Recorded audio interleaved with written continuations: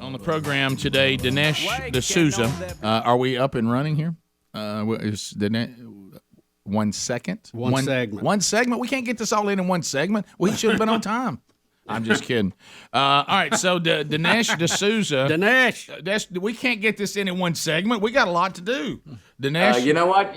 You guys are just going to have me come back and finish up. So let's do part one, and we can do part two another time. All right, so 2,000 Mules.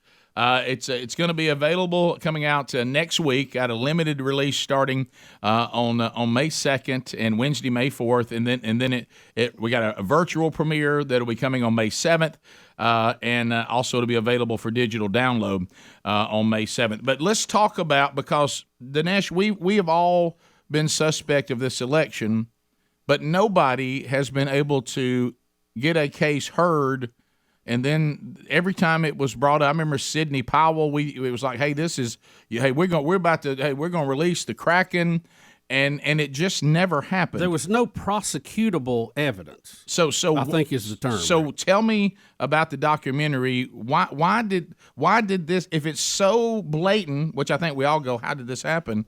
Why hasn't there ever been a ruling in toward the favor of a rigged election?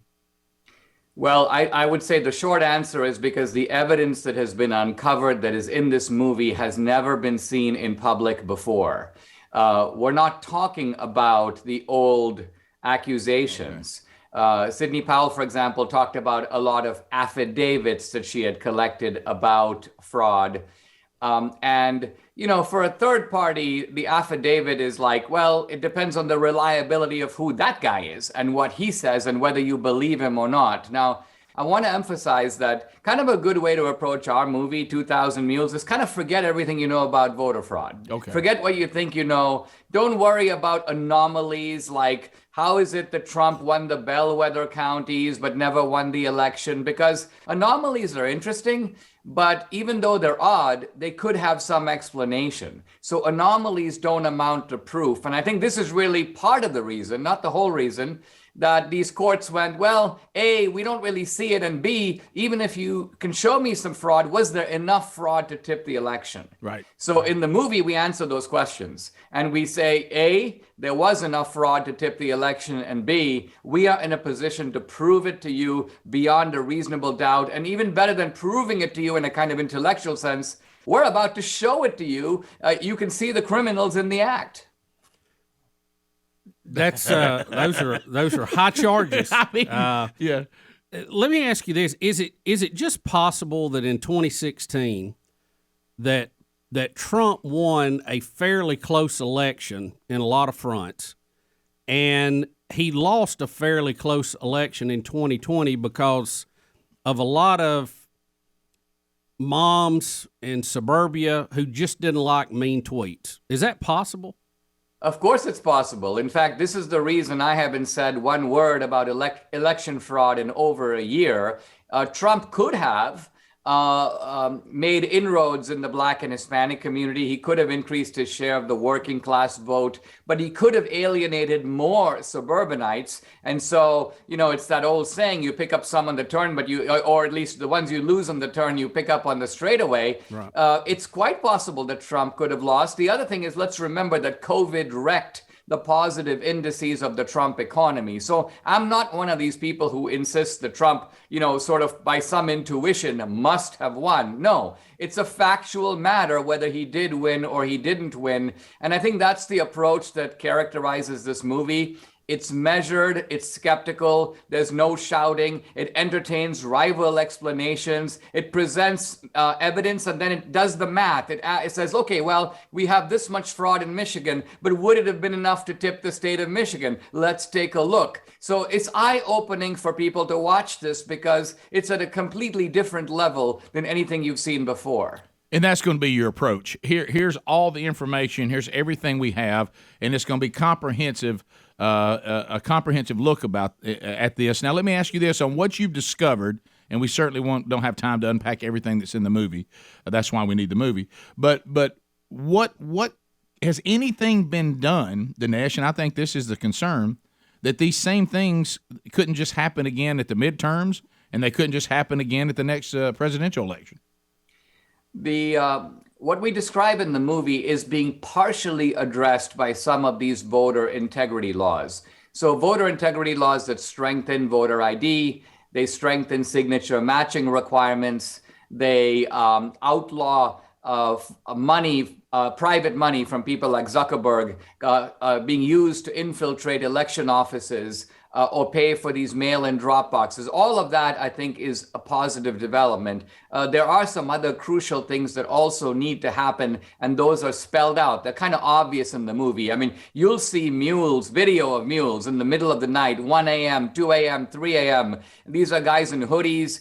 They're wearing gloves so that they don't leave any fingerprints, and they're stuffing ballots into drop boxes. Well, some of those drop boxes have video surveillance, and we use the official video surveillance in the movie, but many of the other drop boxes don't have that video surveillance. And my question is, why not? In the 21st century, with the low cost of technology, when you have video surveillance in every parking lot, why not have video surveillance of every single drop box? Dinesh, let me ask you this. Voter ID and all of that's been a hot topic. And for most of us, it just makes sense that if you have to show an ID to check into a hotel, you have to show an ID to go into Congress. I mean, IDing who you are is just part of moving around in our country sometimes. Even though we are free, you have to prove who you are. So why is it considered so evil to ask someone to ID themselves to vote? It makes absolutely no sense. And, this notion that somehow if you are a person of color, well, I mean, frankly, I'm a person of color. So the idea is, well, Dinesh, man, somehow I can get an ID to go to the airport. I can get an ID to open an account at the bank. But, when it comes to vote, man, getting an ID is really tough. You can't expect to put those kinds of obstacles on me. This may, suppress my right to vote. I mean, just to say all this is like a Saturday Night Live routine. And so the people who say this are basically fundamentally dishonest, and the fact that they can do it with a straight face is kind of laughable. Well, we want to congratulate you for overcoming, the fact that you are a person of color and you were still able to pull that off. Well done.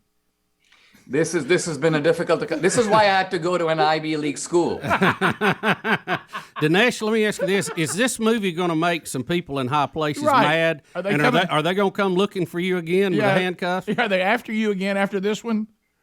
Well, the last time I made the mistake of exceeding the campaign finance law, and so the vindictive narcissist in the White House, Obama, he had a pretext to go after me. But I've gotten, this is all part of the education of Dinesh D'Souza. I've been getting really smart lately. And so even though they may want to come get me with this movie, by the way, has much bigger implications than my Obama movie. And it's going to blow the minds. If Democrats see this movie, they'll be deeply shaken as they leave the theater or as they see the closing credits. By the way, let me mention it's 2000mules.com. That's the website. That'll show you the 5 different ways to watch the movie. Okay. And this is important that you go to the website because we're in an age of censorship, and no topic is more censored in America today than election fraud. So I've got to put the movie only on uncancelable platforms. So it'll be available the end of next week for digital download, but not in the usual places. No Apple iTunes, no Amazon Prime. It's going to be on places where the left can't take it down. Right. Or we could go to the platforms that Elon Musk will buy in the future.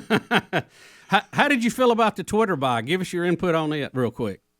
Well, I mean, it's fantastic. My favorite part of it was the crying Twitter Asian Indian lawyer. By the way, she's not crying because she was deplatformed or she was canceled. She's crying because she no longer has the right to cancel other people. She reminds me a little bit of the prison guard in the Shawshank Redemption, where he's beating up with people with great glee throughout the movie. And at the end, when he gets caught, he suddenly starts crying. Yeah. So this is what's going on. It's delightful to watch, and the left is angry because for censorship to work, they need all the mainstream platforms. Now, they got Facebook and they got YouTube, but Elon Musk has clawed away Twitter, and this is why this is such dismaying news for the people who want to censor their political opponents. Thank you, Dinesh D'Souza. I know you're busy. We got to have part 2, maybe part 3 of this. Yeah, right? We want to continue. Hey, anytime, guys. Yeah, let's do it again. Thanks for getting us. We'll call you tomorrow. Yeah. 2000 Mules. Bye, guys. Bye. Thank you, Dinesh. Dinesh D'Souza, 2000mules.com. 2000mules.com. You see all the different ways you can get this documentary.